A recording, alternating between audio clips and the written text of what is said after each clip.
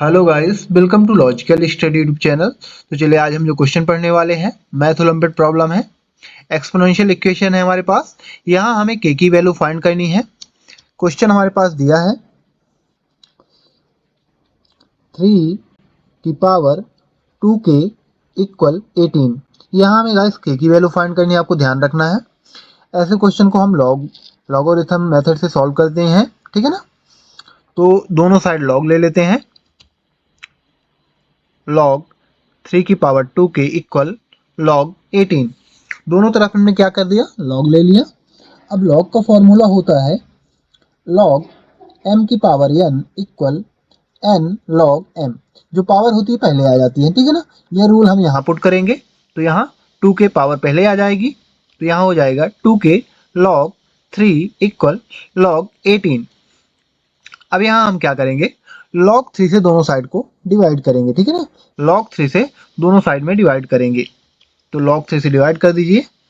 2k log 3 divide by log 3 equal log 18 divide by log 18। अब यहाँ log 3 से log 3 cancel हो जाएगा, यहाँ 2k equal log 18 divide by log 3 हमारे पास अगले स्टेप में बचेगा। तो यहाँ लिखेंगे 2k equal log 18 divide by log 3। अब यहाँ हमें क्या करना है, log 18 को हम लिख सकते हैं 2 के equal log 9 into 2 bracket close divide by log 3, ठीक है ना। इसको हम लिख सकते हैं। अब यहाँ log का फॉर्मूला होता है, यदि इस प्रकार आपको log में कोई वैल्यू मिलती है तो वहाँ फॉर्मूला हम पुट करते हैं log m into n equal log m plus n, ठीक है ना। इंटू की संख्या प्लस में हो जाती है log में, ये रूल होता है लॉग का, है ना। तो यहाँ हम सेम रूल पुट करेंगे तो log 9 प्लस log 2 हो जाएगा। यहाँ ऊपर फॉर्मूला लगा देंगे यहाँ, तो 2 के equal log 9 plus log 2 divide by log 3, ठीक है ना। अब log 3 से हम डिस्ट्रीब्यूट करेंगे डिवाइड को, दोनों टर्म्स में डिवाइड करा देंगे तो यहाँ अलग अलग डिवाइड हो जाएगा। 2 के equal log 9 divide by log 3 plus log 2 divide by log 3, ठीक है ना। ये सेम आ गया log 3। अब यहाँ आपको क्या करना है कि log 9 को हम लिख सकते हैं 2 के इक्वल log 9 को लिख सकते हैं 3 की पावर 2, ठीक है ना। 9 को हम लिख सकते हैं 3 की पावर 2, डिवाइड में सेम लिखेंगे log 3 plus log 2 divide by log 3 same लिख लेंगे। अब यहाँ आपको फिर से सेम यही रूल लगाना है पावर का, log m की पावर n, तो पावर पहले आ जाएगी तो अगले स्टेप में बनेगा 2k equal log 2 log 3 divide by log 3 plus इसको हम सेम उतारेंगे log 2 डिवाइड बाई log 3। अब यहाँ आप देखोगे log 3 से log 3 ये कैंसिल हो जाएंगे, तो यहाँ बचेगा अगले स्टेप में 2 के equal 2 plus log 2 divide by log 3, ठीक है ना। ये हमारे पास संख्या बची हुई है। अब यहाँ हमें क्या करना है कि यहाँ फॉर्मूला होता है, यदि आपको दिया है log 2 डिवाइड बाई log 3 कोई भी संख्या हो तो log a divide by log b का फॉर्मूला होता है यहाँ, है ना। log a divide by log b equal log base में b चला जाएगा log बेस b a। इसको हम इस प्रकार लिख सकते हैं, इसको तो बेस में b यानी log 3, है ना, log बेस 3 हो जाएगा और 2 आ जाएगा यहाँ।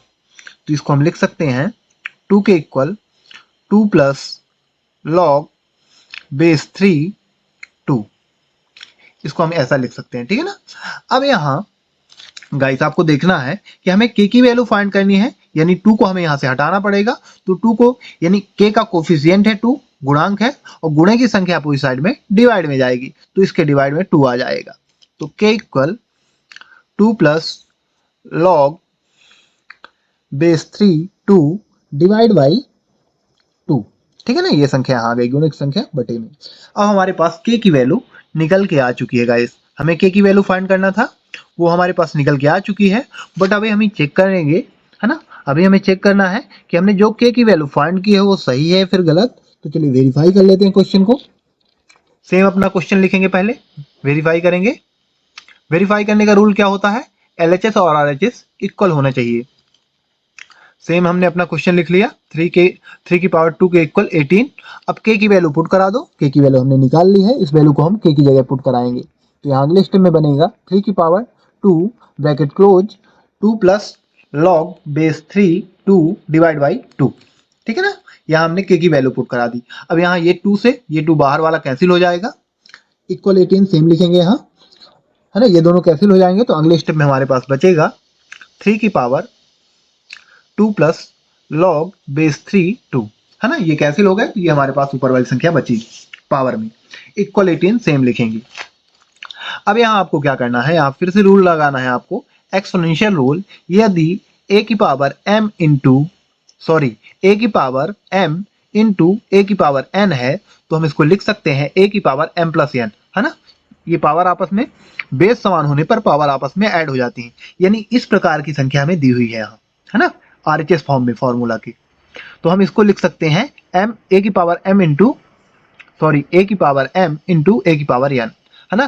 तो यानी 3 की पावर 2 इंटू 3 की पावर लॉग बेस 3 2, इसको हम लिख सकते हैं।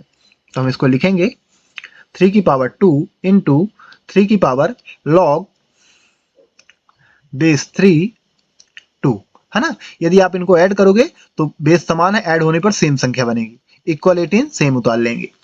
अब यहाँ आप जानते हैं कि यहाँ फिर से रूल होता है, क्योंकि 3 की पावर लॉग बेस में भी 3 है फिर 2 है, तो इसका रूल होता है यहाँ a की power log base a b equal होता है यहाँ b, है ना। मेन जो वैल्यू रहे, है ना, और फिर पावर में जो बेस की वैल्यू रहे लॉग की, वो समान होने पर, है ना, ये b को हम इक्वल कर लेते हैं, है ना, लॉग हटा देते हैं। तो यहाँ भी सेम है ना, तो इक्वल b यानी 2 आएगा ओनली, तो यहाँ हम लिखेंगे, और यहाँ 3 का पावर 2 यानी 9 आ जाएगा, तो यहाँ आ जाएगा 9 इंटू 2 इक्वल 18।